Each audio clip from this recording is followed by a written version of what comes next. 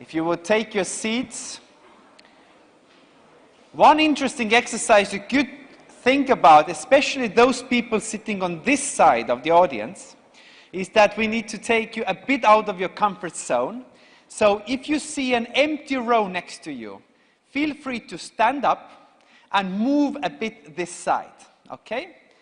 So everybody on this side, just move towards the other side. Why? Because otherwise we have this huge empty area here, and it's better to feel closeness. You know, you need to feel a shoulder feeling, somebody sitting next to you. Okay? Very good. Irene will not sit there alone on the corner. Brilliant, brilliant.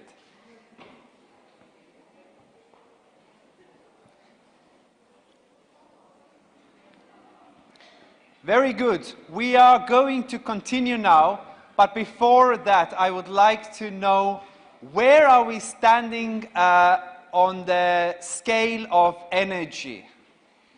It has been a long day. You've been excellent audience so far. We still have one more session to go. So if you feel absolutely energetic, ready to rock and roll, do this. If you feel crap, do this. And anything between, feel free to do this. Okay, so where are we now? Everybody. Is it this, or this? Okay, okay. Very good. I think those who show this are out of the room anyway. So it's a self-fulfilling prophecy. I'm happy to invite the first speaker already up. First speaker is going to be from my own little country, from Estonia. It's Dr. Reet Aus. And Reet is going to talk about the connection between culture creativity, more specifically design and the fashion design, to sustainable development, environmental thinking, environmental protection, waste reduction, and all these issues. And actually, since I know that not everybody is going to choose tomorrow as the optional session, the session on creative crossovers to sustainable development, then for those who will not choose it, this is going to be your bet on sustainable development and creative crossovers. For those who will choose it or still thinking whether to choose it or not, consider this a trailer, a teaser, okay? Reet, the floor is yours, an owner of a very famous design studio, design company in Estonia. She's been elected as a Woman of the Year, Entrepreneur of the Year, Everything of the Year, Mother of the Year, or I don't know. You can't look at him. She looks like a Mu from Moomies, but she has how many kids? 4? 3. 3. Oh, sorry. 3. Fantastic person. Please enjoy, Reet. Yeah. Hello. Nice to meet you, and it's really nice to be here.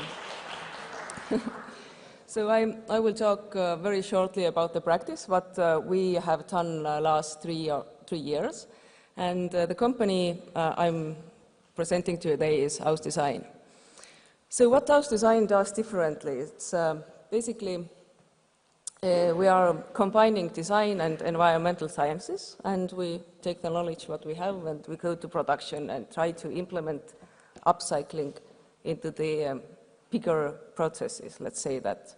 Because my background is 100% fashion design, and one moment I started to ask for myself that how I could change the fashion industry as a designer.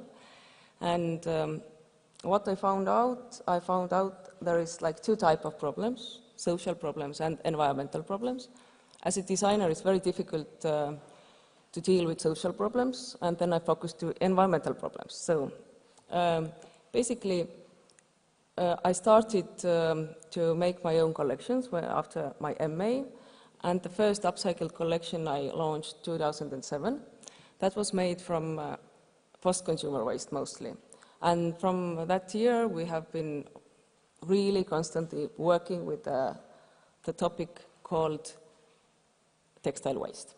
So just very shortly to show you, I don't know how many or how much do you know about upcycling, but basically that's the area where we are working is you can see the manufacturing there. So basically, 2.5 years we have been working in Bangladesh in one company called Beximco. They are a huge producer. They are producing more than 200 million pieces a year.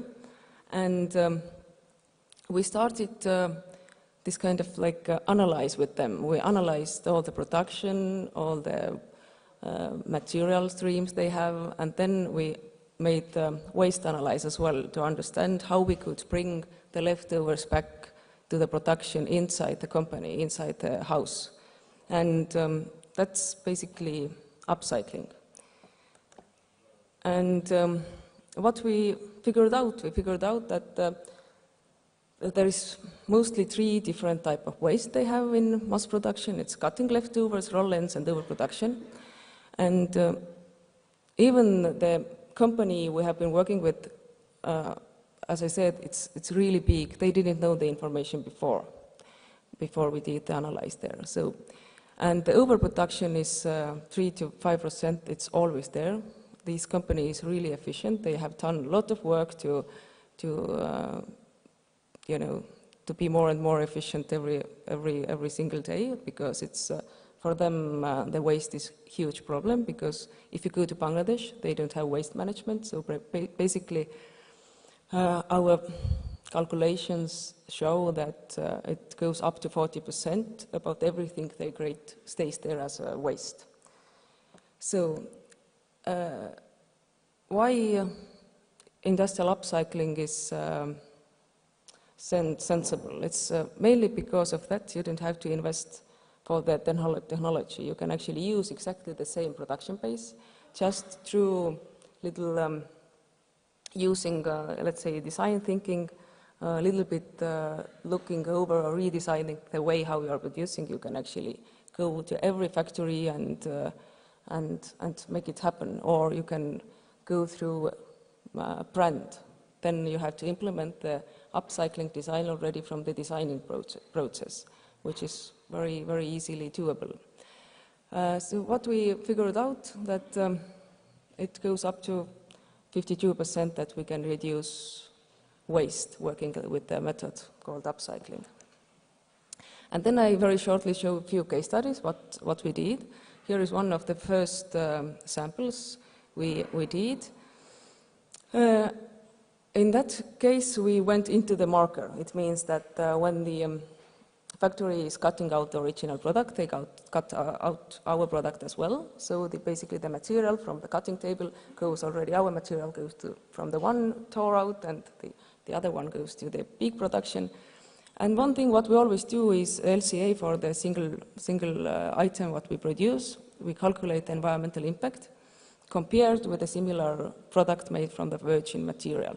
It means that I would say these numbers, they were quite surprising for me as well, because I never realized before that how big can be the difference. But if you see, when we are talking about cotton, then it's actually, the difference is quite big. You can see that we can, save 82% water. So I think it's quite a big difference, especially when we are talking about Bangladesh, where drinking water is not accessible already many, many years because of the industry, what has destroyed the environment there.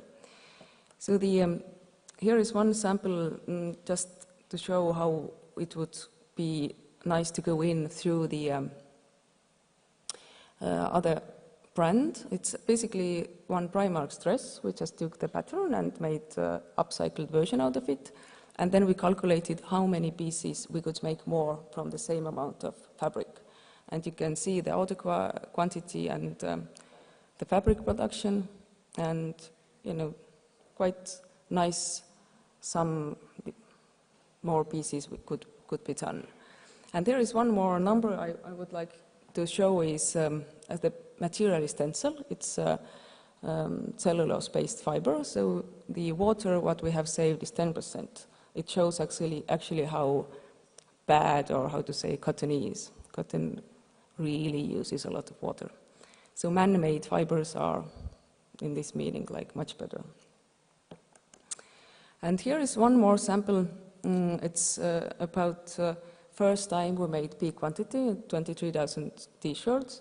And these T-shirts we made for Estonian Song Festival, and we made them from overproduction. Basically, we had 70,000 overproduced T-shirts, and we made 23,000 shirts out of it. And when the project ended and all the T-shirts finally arrived to Tallinn, then we did all the calculations for the quantity, and you can see with that act, using the upcycled material for these T-shirts, we saved quite a lot of water and avoided quite a lot of CO2 emissions working like this. So just very shortly to show what is our experience and our work, what we do, analyzing design and environmental analysis as well. And all of that work ended 2 months ago. Finally, we were able to certify the process. We started 2 years ago together with the Stockholm Environmental Institute working out the certification, because there wasn't this kind of certification before that.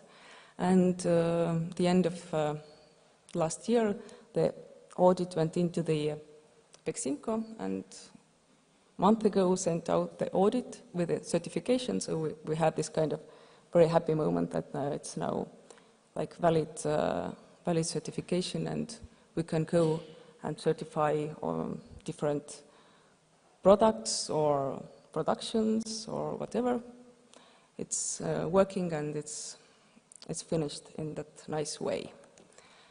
And here is just one nice picture what actually really shows the situation in Bangladesh. Like if you go there, I don't know how many of you have been there visiting the production areas in Bangladesh. You can really see that industrial waste is a huge problem, and in textile industry it's toxic waste, so it's a very big problem trying to find solution. That's one. We are just trying to find one way how to solve it a little bit. And yeah, UpMade is the key for us. The question I asked years ago, how I could change the way how the production works now, then like a month ago, we finally found the answer for that question. And as I promised, I will be short. I was. Thank you. Brilliant. Thank you. You can stay. One thing that only Estonians understand in this room is a gift that the God has given to Reet, and that's her last name. Her last name, Aus, means honest. As simple as that. And, and the name of the company then, Aus Design, means honest design, which is, I think, very telling for what you do. Just to make it very clear for the audience, I think all of us know what recycling is. Yeah. With upcycling, we probably have more questions. Many people have come to me and asked, looking at the program, what is this upcycling about? Can you tell in very, very simple terms? So you have this huge factory in Bangladesh, making these 200 million pieces of clothing for H&M, Zara, yeah, all of them. Yeah? Now, where does the upcycling come in place? What can the big brands do to help upcycling, and what can independent designers like you do with the leftovers later? So how does it physically work? Mm-hmm. The main thing is the upcycling makes sense if you go into the house, if you really go into the place where the leftovers are actually coming from. And the big problem what we are facing in the fashion and textile industry is that the brands and producers, they don't cooperate in that level at all. Basically, the big producer, the problem of waste is their problem. So big brands doesn't want to take responsibility. But one moment, after we calculated all the numbers, and we really understood that it will be this kind of win-win situation, that brand will get more items out from the same amount of material, and the factory will be able to reduce the waste. they have to deal with. Then one moment it came this very interesting method for everyone. And right now we have actually, we are talking with few big brands about the implementing the method already from the designing process, and it goes through the whole production cycle really into the production. That's basically the only thing what we do differently is that we see all the production line, we see it like holistically, and we are like putting the information what we have in different places together and through design solving it. So basically upcycling is nothing complicated. It's quite easy method, but the main thing is to give value to the already existing material through design. So it's just combining different methods and knowledges. And the numbers that you showed were staggering. You can save really a huge amount of energy, water, carbon dioxide, etc., etc. So, yeah. Thank you, Reet. Any questions from the audience? Any pressing question you want to ask? You know, in public speaking, the logic is, the secret is that if you don't want anybody to ask questions, ask if they have very important question to ask. Then nobody dares to ask. You see, it worked. Thank you, Reet. Yeah. Thank you once again. And we keep going on, and next speaker we have double act actually. We have Barbara Ābele and Ieva Taranda, two professors, also artists from leading art schools and universities from Latvia, so Latvian Academy of Arts and Rozentals Art Schools, who will talk about collaboration project between art and music schools and with local organizations and the social impact of those. So big round of applause, please. Good afternoon, everybody still resisting and sitting in this auditorium. We are representing the Creative Partnership Program. And in the Latvian language, we create abbreviation, RAPAPRO. It's somehow we did it to make it shorter, this Creative Partnership Program, but also this name is less strange, and among the Latvians it sounds a bit tricky. I should say that this project is initiated and financially supported by Ministry of Culture. And I am proud to be part of this team, and this team has really range amount of female names, like Vineta, like Zintra, Signe, Jolanta, and others. And of course, such kind of projects couldn't be realized in short time and with small groups. And we are together because Ieva Taranda is one of the persons who were really involved in the project. I did just part of the warmers, exercisers, provocators in different workshops with the schools. Ieva will explain later in more exciting way one very special project what was done in this program. In Latvia, generally, we have 16 vocational education schools in cultural education.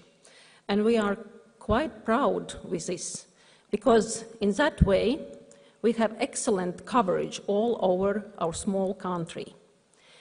We are small, but we are great, and we are a gifted nation. And also I should say that our Ministry of Culture is very cultural ministry, because they are very strong in policy making, but they are understanding also that not just policies make life better. So such kind of projects, what we were involved, really make good study cases and good examples how separate different fields of cultural education should be connected with the other disciplines, and that already the students at the age from 15 till 18 should be involved in real practical situation of their future professions. And in our program, we connected together people from municipalities, from different social groups, from business, and you will see some slides what we call formulas, and those formulas show very easily that the basic, in this pink color, you see the education, the basic education, and then those adding qualities, skills and knowledges, what was proposed during this program. Mostly our schools are very strong as performers, and the quality of study and also the quality of diploma works achieve high level of standards, and they are even recognized locally and internationally. But they are trained as performers, but not as inventors. So opportunity to have this challenge, to step out of the everyday life and frame, was very important for them. And music schools, for example, were connected with the industry, with the media industry and music production, and from everyday, very serious and academic education in what they are skilled, they suddenly became producers, and they understand how big is the space of the profession and how different skills could be involved in neighbor professions or in their own professions. We have design education. One of those directions is design education. And Liepājas Design School take care about social design issues. Liepāja is a city with industry, metallurgy and lingerie. Lingerie is two industries what support the economy of city. And when the factory of metallurgy was closed for a couple of years, many families were in bad financial situation. So the students from design school help to the pupils of gymnasium to be well-dressed, to be stylish, and to feel themselves equal to their friends and classmates. And that is a nice example how one knowledge can support the other social groups. And here is also one example of upcycling fashion, what was done by students, and how easily they created from second-hand clothing, new collection for those girls from gymnasium. I just would like to add that this jacket at the left side is Ted Lapetu's jacket. And if they are not skilled in business, they are not informed that if they are starting to work with Ted Lapetu's jacket, they could even do better and earn more money to selling this jacket, but not cutting it. But that was not the subject of this project. The subject was how one group could help another one. Another example of music education in Cēsis city, they were connected with craftsmen and craft education. So music students from carpenter school, and also some studio of weaving did together research of historical crafts, and each one tried to have new skills and to work with new materials. And at the end, they created new musical instruments, and they celebrated with improvised concert, and then after that also with professional concert with new made materials where all were participants. And music education also was connected with social groups, with visual impaired people, and students make research also in the different kind of sound of the city Liepāja. And then this sound was made in a small chip and put inside this symbol of visually impaired people, and mole is a symbol of them. And also dance education first time have a connection with design, and together with social center of crafts they created new costumes for ballet. And also design education were connected with business and industry, and they created new collection for industrial production. And even another music school created mobile application for sound simulations and sound using for different orchestra music instruments. And so I will give the word and stage to Ieva to explain another one. Hello again, it's really nice to be here, and with great pleasure I would like to present you a project, Art Belongs to People. So, why art belongs to people? The most of artists, as we know, are quite selfish, and art, what they create belongs to them. But the story, this is another story about when the young artists share their talent, and the result displays that art belongs to people. So 18 students of painting department received 18 nameless letters. Letters contains only describing of emotions and feelings, no name, no sex, no age, no place where she or he comes from, only words.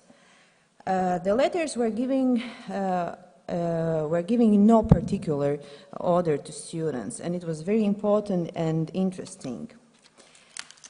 Young artists had to exit from comfort zone. In the case, he or she had paint a portrait, no singing model. In particular, students are get used to draw and paint from nature. Owners of letters had possibility to show feelings and emotions only in words. So letters are received, and teachers with great attitude help to students. Letters are written in 2 languages, Russian and Latvian, and teachers help to translate it. Again, young artists have opportunity to learn something new. Students don't know authors of the letters.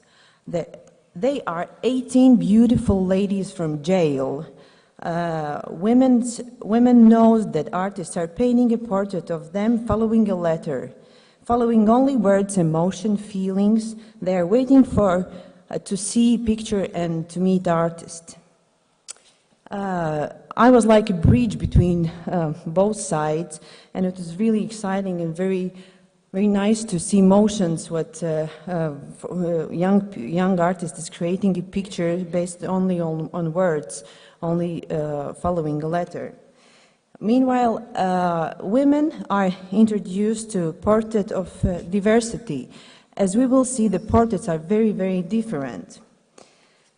So the big day has arrived, 27th of February. Exhibition was opened in jail. Surprise was great, as you see. And so Letter Friend is coming from jail, and women also are waiting to see the truth and meet artists. There is the incredible model resembles to painting, and even resembles to each other. Each of the cases are important and unique. With the help of art, young artists discovered a great power and wish to share a talent with others, no matters where they come from. But women in jail retain the belief that they are still part of society and much valued by artists. Important to know that the women remains in the ownership of painting, who knows value after years. So thank you very much.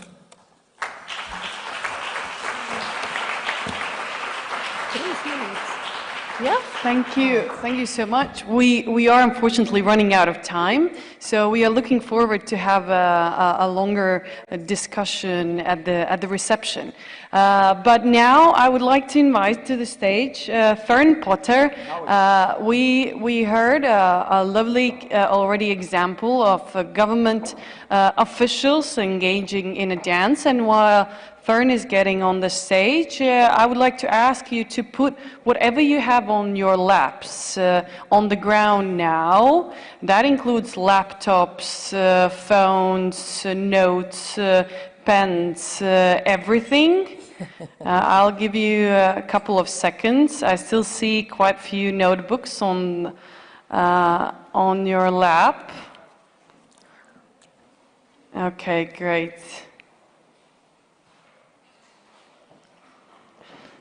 Okay, I think we're almost ready, and usually you say the floor is yours, but this time I'll tell the audience is yours now, Yes, Fern. well, thank you. Thank you very much. What a great introduction, asking you to get physically involved. This is why you don't want something on your lap, because I would like you, please, to stand up. I think it's about time we do something physical.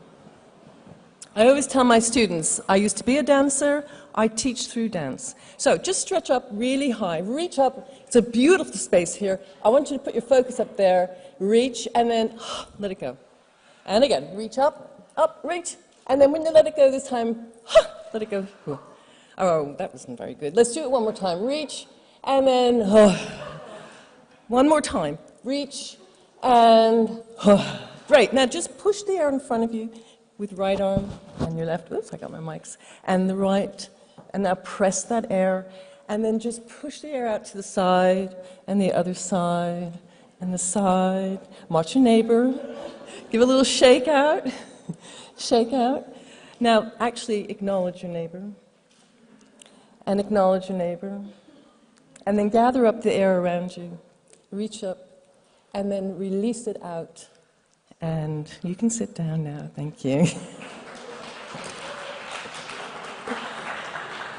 So you're probably wondering why I just got you standing and active and moving, and it's partly because I wanted you to experience for yourself just how much dance can impact, movement can impact, and the benefits. I mean, you're actually all sitting up a bit more straight now. You're much more alert, you're much more energized. And some of you, and many of you, were actually smiling and laughing, and that releases the endorphins in our body. And as we all know, the endorphins hormone is the hormone that makes us feel happy, positive, joyous. And this is one of the reasons why dance has been so successful in the health arena, and we've heard a couple of examples today.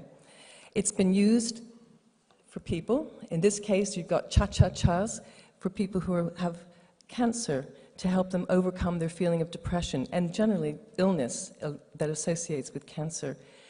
Dance has been used very successfully with people with mental illness.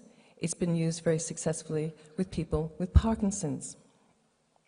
And here is an example of a project that's been running for a few years now with the English National Ballet, running a weekly class for people who have Parkinson's disease. They have actually teamed up with the University of Roehampton to measure the impact of this work, and they're coming up with some amazing results.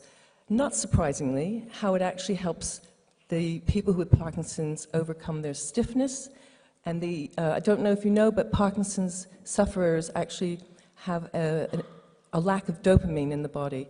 So what happens with movement, it increases the endorphins and therefore stimulates the dopamine in the body.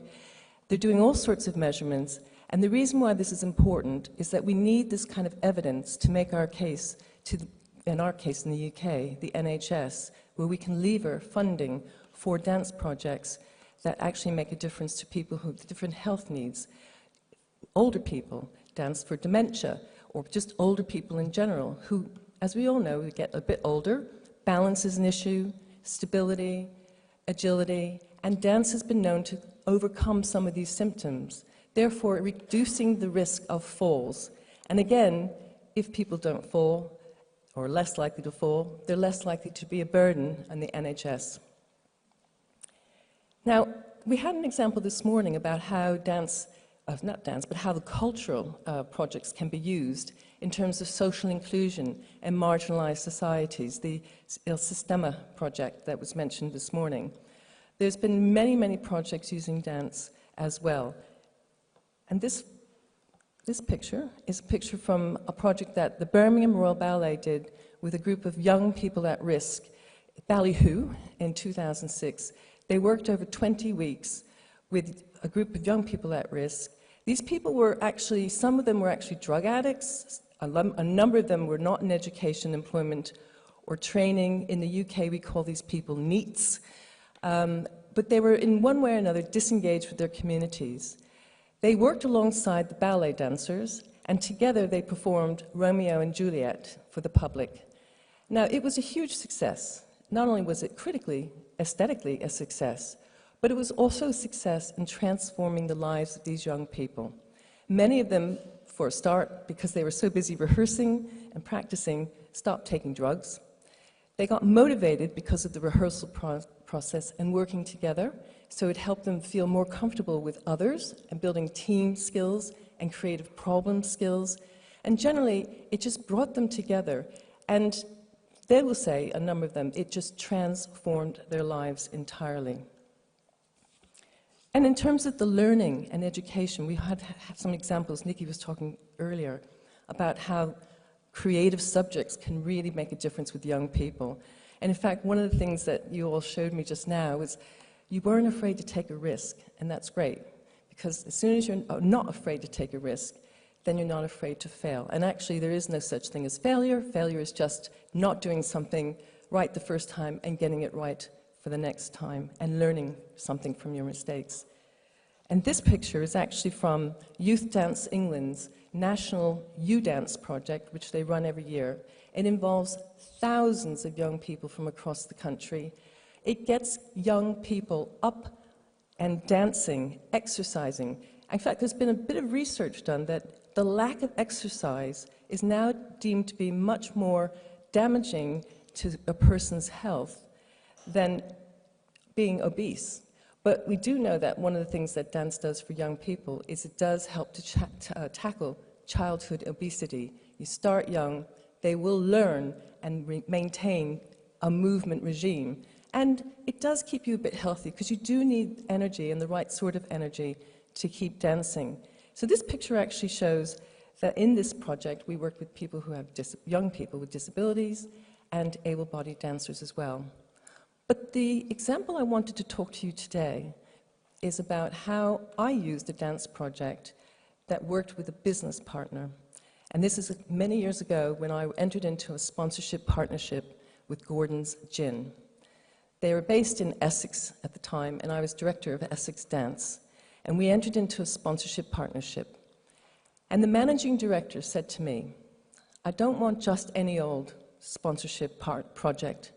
I want a project that engages my employees in some way. And because we're here in Essex and we moved from London, I want to bring profile and do something here at the gym plant. So site-specific and also going to use employees. Can you do this? I said, sure, we can do this. So I commissioned a dance company, Edwards & Watton, and they worked with 5 senior managers of the Gordon's Gin team, and together with the professional dancers of the company, they created a piece for a public performance. It was performed at the gin plant in Essex, but also at the Royal Festival Hall in London. And the name of the piece, by the way, was A Tonic for the Nation. Now, that's no pun intended, because we all know that gin and tonic goes together quite well. The artist chose that name, and it was hugely successful in terms of the critics, but even more so, it was successful because it actually did engage the employees tremendously. It got them dancing, it got them working together, it stretched their team-building skills, it took them out of their comfort zone, and particularly for the management teams, what the managing director said to me, the unexpected benefit was he hadn't really thought about dance and the process of rehearsal and choreographing as a process of managing and how it could be used in a management context. But that's exactly what happened. He learned a lot about managing his teams, they learned a lot about managing together, and working with the staff about getting them engaged. So it not only, of course, built teams, it challenged the creative problem solving. And just want to show you, this is the photo. So this is the piece, A Tonic to the Nation. 5 senior managers performing, this is in performance, and the managing director, Jed Welsh, is the person in the middle. And he was so taken by this project and the unexpected benefit that he said, I really never thought about the process of rehearsal as being so relevant to business, because generally and mostly in business, we're meant to get something right the first time. There's no room for failure. And he felt that through the process of rehearsal and doing something over again and working through and solving problems creatively, they were able to create something better, innovative, and overall creating something that was much bigger than the sum of all parts. He was so taken by this project, by the way, that when he left Gordon's Gin to go on to manage Glenmorangie whiskey up in Scotland, he commissioned a similar project with another dance company to work with their management team. What he was also really struck by was how it had improved the productivity overall. I mean, this project, for when we did it, it was less than £5,000. He said the actual benefit economically for the productivity of the teams after the project was finished was incalculable. In fact, we should have measured it, and we would have had the evidence. And that's something I hope to do in the future. So, just to say, this is just one story of many stories. I started with a number of examples that we all know about, but we don't tend to talk about how dance can really work and impact in the business world, particularly in terms of management practice. Thank you very much.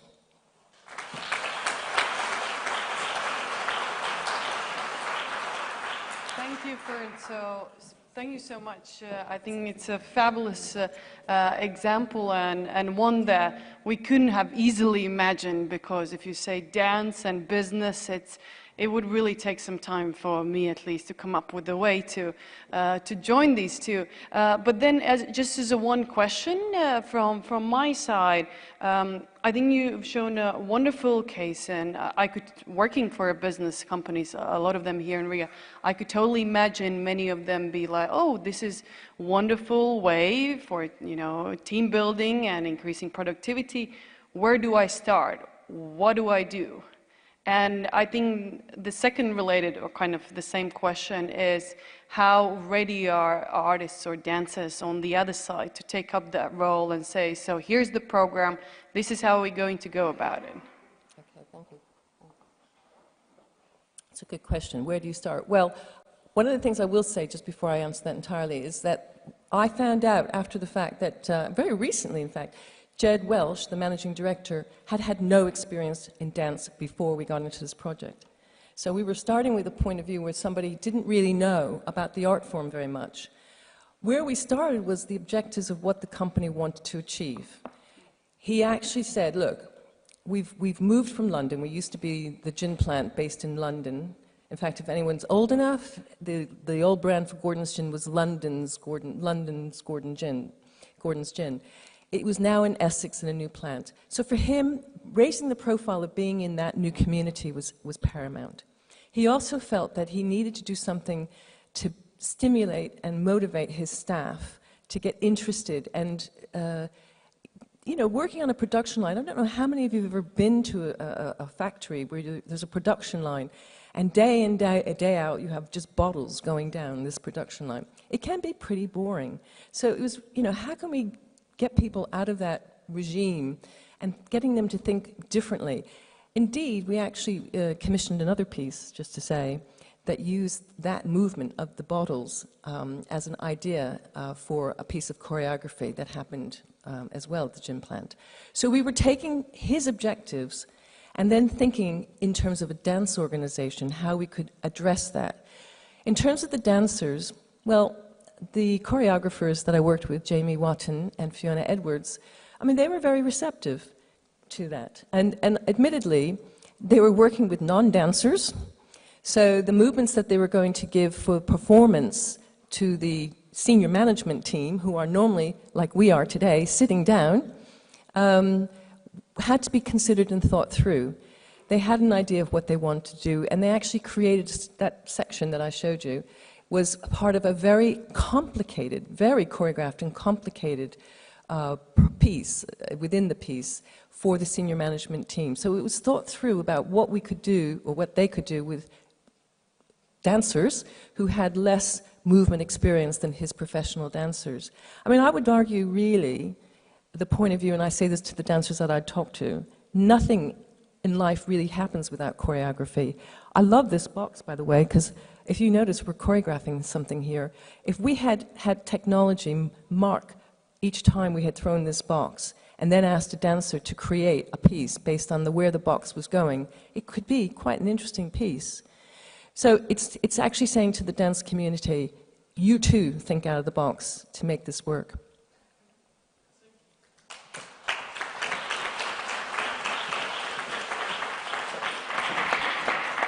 Thank you so much once again, and I think it's a wonderful, we have wonderful continuation on a bit different but somewhat similar topic of actually bringing artists in the environment in which they are normally not present in, this time in the field of science and technology. And we have Luis Miguel Girao, and he had already mentioned the program that is called STARTS study, and he will tell much more about that. Thank you. Hello. There was okay, looks like it's the first slide, but I had another slide there. Thank you very much for inviting me. It's a pleasure to be here. And it's a pleasure to understand, exactly, that's the one. I come, as said, from STARTS, which is an initiative from DG Connect. And it's, as I was saying, it's a real pleasure to see that we will have very shortly in Europe a cultural and creative industries program as strong as the science and technology program we already have implemented in all our society in Europe. And so what we're trying to do in DG Connect is a little bit different, or what DG Connect is trying to do, I'm not DG Connect, a waiver here, is to actually bring artists into the fields of producing knowledge in research programs in ICT, which is Information and Communication Technology. So it's clearly different from what is the aim, I believe, from the cultural and creative industries aspect, which is to create the context for development of crossovers, as we've been seeing here, of cultural practices into the market. What we're trying to do is completely different. What we're trying to do is exactly to support artistic practices within a context of science and technology. So therefore, we did a study, and that's what I'm here to present, a study that was called ICT Art Connect. It was run by iMinds and my company Artshare. Some colleagues are here in the plateau that helped us bring this. And basically, we're trying to tell the Commission, more specifically DG Connect, why should we engage artists in the fields of research and technology. And this basically leads to policy options or policy recommendations that should be actually adopted by Horizon, by the Commission, and more specifically Horizon. And I'm very happy to say that in the consequences of these efforts, like the study and other efforts before, you will see in the new work programs of Horizon 2020 in 16-17 a specific targeted action in this area called STARTS, Science, Technology and the Arts. So for Horizon 2020, we understand that the arts should be implemented, already they are, but we understand also that the community is not really aware what are the possibilities in this. Therefore, part of the study was to, first of all, understand who are the main players out there, and second of all, to try to engage them in the discourse of the European Commission and the discourse of the European Union, which is something that people are not really aware of. And that's why I think our experience can be useful for the cultural and creative industries, because we have to engage the core of the ideas, who are the artists and the organizations that support artistic practices. So everybody can go online. It's called ICTArtConnect.eu. If you feel that you're an artist or somebody in the fields of the crossings, you should engage in the website. You will also find there the report of the study that is coming out now. We will also find the brochure that also is a little bit what I'm going to present here. And you will see that the website is growing, the Facebook community is growing, the Twitter community is growing. So there's a clear message from the community saying that all efforts from the Commission will be will have an effect, right? So we will have people going for this sort of projects. And this, of course, also the Latvian presidency, as we know, will give recommendations to the European Union, and I think it will be quite important if we could actually have an understanding of the need of supporting the basic practices of art in many contexts, including technology. One of the reasons we find out to be interested to engage with arts is that they give us a critical approach to technology. So we hear a lot of people talking about thinking out of the box. Artists want really to break the box, right? So if we really want to do something new, we should engage with artists. It's close to market outputs, because if you put somebody working with technology, you will get a different technology out there. So it's naturally there without many concerns, which is a little bit different from the natural sciences practices that somehow tends to end up in a paper or in a publication, sometimes in a prototype, but prototypes that are a little bit away from reality, while in artistic practices they are already to be used by people. Innovation of artistic practices, we know about these. 4.2% of GDP of Europe is already in the creative industry, so new technologies there will help. Information visualization is an area of artists can be extremely useful. We have examples of that. Creating in technology, we know that. Science communication, everybody knows that here. We have representatives of that. Social innovation projects, we saw that just now. Innovation in research is something that we didn't hear very much here, but it's a real case. So there's new methodologies of researching by integrating artists, just because artistic practices address what we don't really know, not even scientifically, which is immateriality. There are things that we don't know how creativity works. If we would know, it would be great, right? So, but that does not mean that we have to deal with that, and it's clear to Europe that we have to engage in creativity. So just bring people that deal with uncertainty, as we heard as well here. So this also led to new organisms of education, so new forms of teaching, and again collaborative contexts that we saw already here of engaging artists in companies. So instead of talking about one success story, I very briefly will give you a panorama of a number of success stories that we see in Europe. One regarding critique of technology is Transmediale, the famous festival in Berlin. The other famous festival, Ars Electronica, became a huge amount of organizations. They even now have a new company for solutions, so they work really a lot with industry. We look at artists producing new technologies in the fields of music, like Eduardo Miranda in Plymouth doing the musical biocomputer, and by doing this, improving the technology that is behind. We know that Arduino in the Internet of Things is now the standard for engineering, and it was an artistic project in its root. The same with TerraVision, that now Art+Com claim is the origin of Google Earth, and again, an artistic process. You have people working in finance, in social innovation, in internet security even. You have people developing artists developing algorithms for protection of documents. So this tomb is quite useful if you have something to hide. Applied research, lots of examples we found already in DG Connect where artists contributed to knowledge.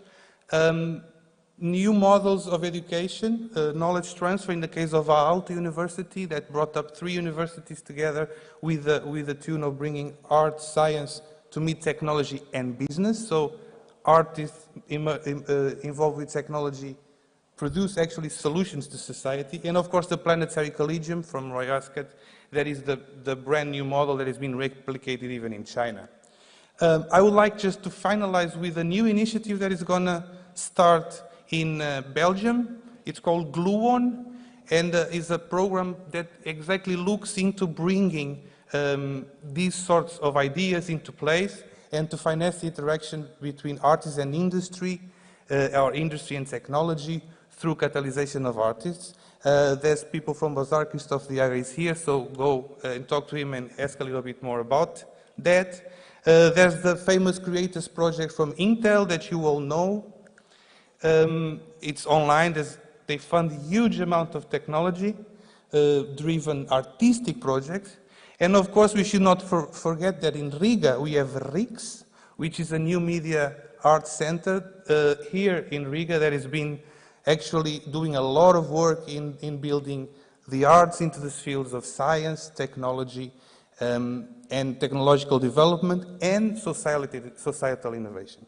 So I would just like to say that I believe that we will be very soon in a position to have artists with concrete tasks and with concrete roles in our research and innovation in Europe. Thank you very much.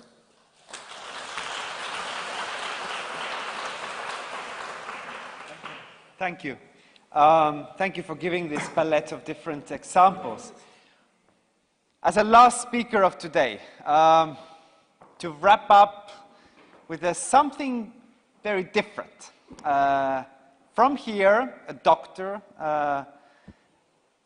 Silvia Nora Kalniņš, and she's going to tell you about a nature concert hall.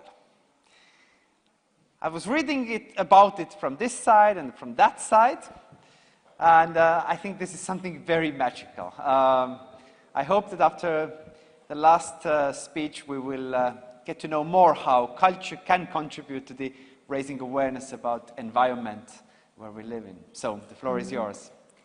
I think the problem is you shouldn't read, you should maybe look at some videos, because my topic is very difficult to explain by reading, and it's also fairly difficult to explain also by talking. But I will try to talk quickly enough so that you can watch a video of our event at the end. So I represent the event, actually, Nature Concert Hall, which in Latvian is Dabas Koncertzaale. It really is a fusion of very different aspects that we have in our lives, science and research, together with the different arts. More specifically, it started with music, but later it has compounded including video, poetry, and other issues. The event itself started from 2 needs, and I think it's important when we're looking at multi-sectoral projects that there does have to be a drive that is necessary on both parts or on the multiple sides that are actually wanting to connect. So in this case, we had scientists, researchers who were tired of the typical ways to explain the concepts that they're dealing with that were very complex on nature conservation, and in motivating public to be involved in nature conservation. So your typical projects with brochures, with campaigns, with posters, with seminars, they wanted to go beyond this to communicate to the public as a whole. Then we had musicians who were looking at at new ways to explore, to find their own inspiration. And as Latvians who are very close traditionally to nature, these Latvian musicians were looking at nature as one of these sources of inspiration. So since 2006, musicians have come together with researchers and with scientists to use music together with science to familiarize people with the different aspects of nature.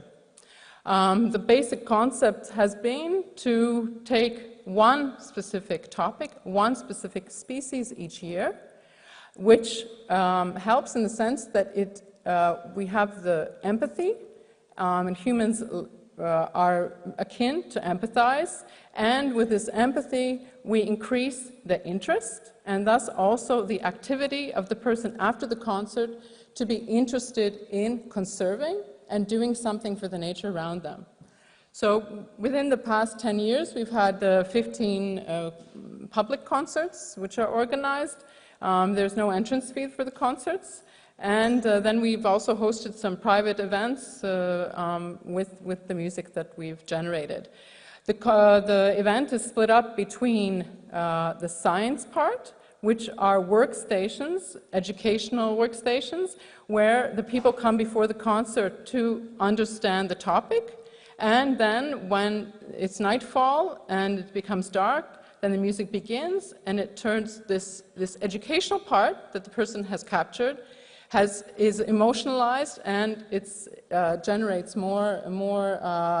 maybe it impacts the person deeper and makes them remember a lot more what they found out during the scientific part.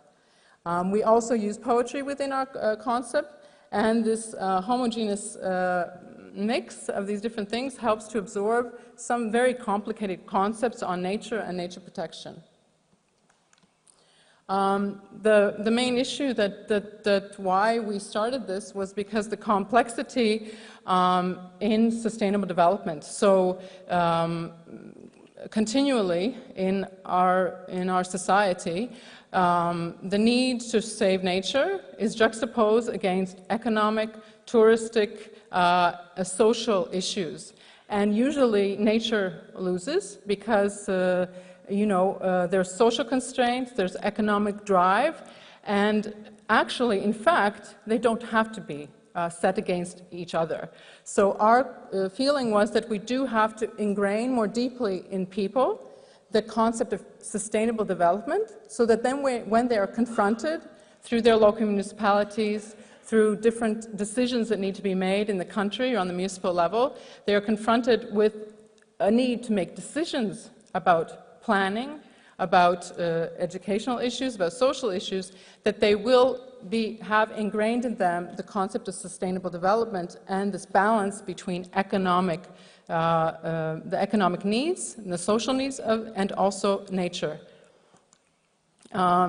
So I was asked to talk a bit about the different reasons why this event has succeeded, and I think that one of the issues is that what I mentioned, this mutual interest from the scientists, from the educators, and the artists to cooperate together. So this drive from many sides to work together and to look for solutions on how to reach the public has been that which has motivated us to work together. So scientists are interested in getting the message to the public, educators are interested in educated in different levels of society, and musicians just want to have an excellent audience. So we also, it's mentioned in many topics today about thinking outside the box. So it was, the people in our team are ones who do look at non-traditional ways to communicate. And it's people that are willing to invest their time and energy. So I mentioned it's no entrance fee. So really we need to have this motivation within ourselves to work together and to do fundraising and other issues that are needed for us to be able to work successfully. And also there's this commitment amongst us for the idea and freedom for experimentation, and using these informal platforms for the development of our cooperation together. So this is a list of the different concerts and the topics that we've had each year. I'll just run through them quickly. So we started on bugs. Osmiderma eremita is a very ugly bug. And then we had birds, a water quality indicator. The third is the hydropsyche instabilis. Then we had lichen as a topic, which was organized in forests, rocks, calcium carbonatum, Fucus vesiculosus, which is a weed that is in the Baltic Sea, bombina bombina, which is a particular toad, which can be found in the southern part of Latvia, esker, which is a geological formation, and just this past year, Austerolepis ornata is an ancient dinosaur type of fish that is from the fish period era in the world. So every single year we pick a different place to organize these concerts in accordance to the topic. So it's not a place, Nature Concert Hall, it's an event that in every year and every concert is in a different area where we make the stage ourselves also to fit the area. This is just our recordings, which we also produce, because each year the musicians dedicate the music and create music specifically for that particular topic to drive out the emotional connection for that specific topic. We've received awards both for our event as an innovation in science and awareness raising, and also for its musical and also video performance. Our target audience is very broad. It's a non-commercial project. We have people who come from our events from very young to very, very old people. And also it's very much grounded in the local community. So we're really interested in getting actually the locals specifically to come to the event, because the topic we're discussing for the nature protection is there in their community. So that's why one of the reasons why we keep the no entrance fee, to make sure that we're encouraging higher percentage of locals to be involved. We started the first concert about 700 people. Now each concert assembles around 5,000 people. One of the indirect impacts that we're very proud of the event is the fact that it motivates students and school children in raising their awareness. And if some speakers spoke about how cultural Latvians are, we're very proud of this, but what we would like to do is to balance that out with the scientific and research-based thinking also. I know my time is running quickly, so I'll just go through quickly maybe the different cooperation we have. We started out during the economic crisis in Latvia, so we really were looking at cooperating with different sectors, and doing so not just in financial value, but looking for innovative ways to cooperate, so in kind with municipalities, asking for their support with help to organize the concert, same with the different public sectors and NGOs to involve them to create the event. We've surveyed the event just to understand whether we are reaching our achievements, and it has shown that first of all, using the arts to communicate about science and nature is better, so people do come who would not come to a purely scientific nature awareness event. So they're coming both for the music and get the gain of the nature awareness. And also they do admit, people that come, that their knowledge of nature and nature conservation does increase from the concert, which is one of our goals. Just briefly, there's different issues that we do have to deal with.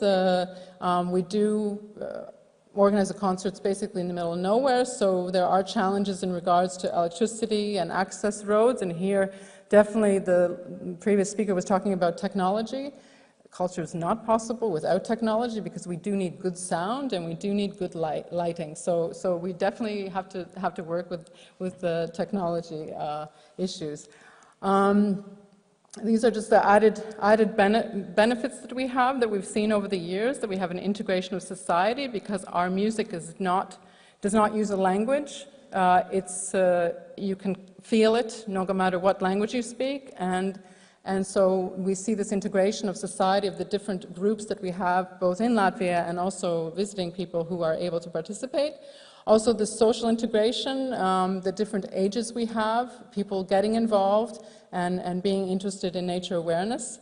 And this symbiosis between the human and economic development issue and being able to understand that more sustainably as far as the different effects that we have. So here's the video, sorry.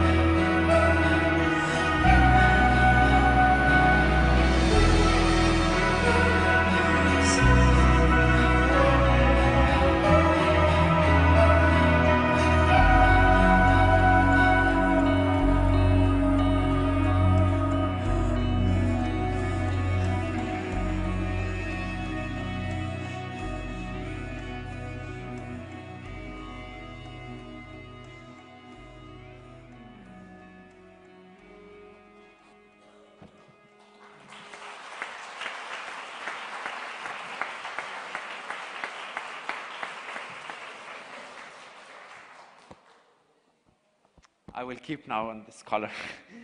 Thank you, Sylvia, for a fantastic case. Just when I thought that I've seen everything. Now I learned about some bugs and, what were they? Anyway, you've been absolutely amazing audience. Before some information about what's going to happen tonight and tomorrow, I still have one request to all of you.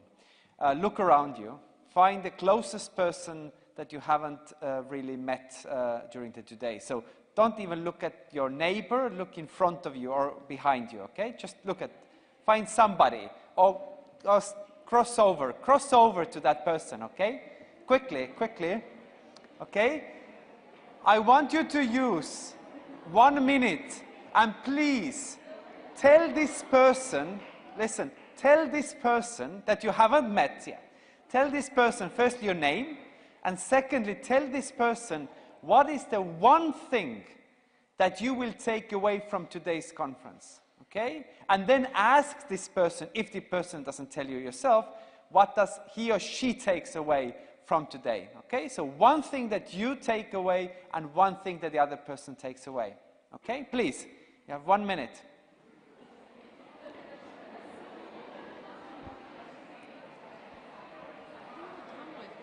Yeah, yeah.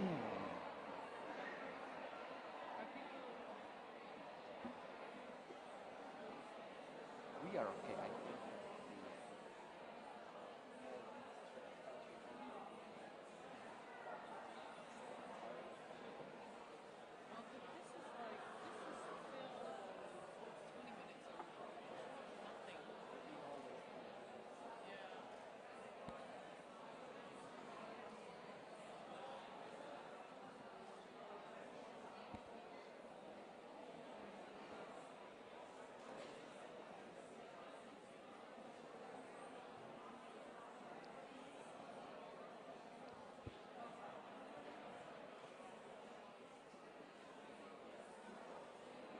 Thirty more seconds.